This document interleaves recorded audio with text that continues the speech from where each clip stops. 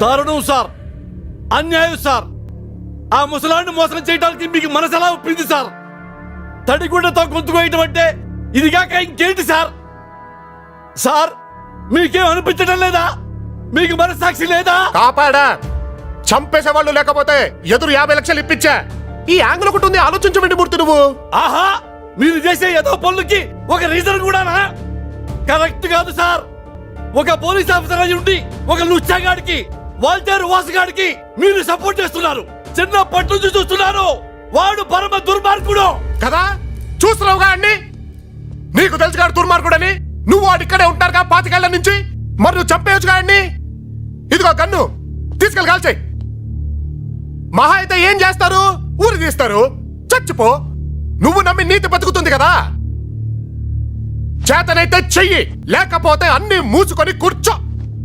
ఊరికే అరవకు. ఉంటే అటుండు లేదా ఇటుండు.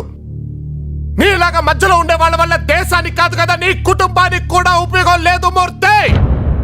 నీతి, నిజాయితీ, దేశం, దేశభక్తి సొల్లాపో.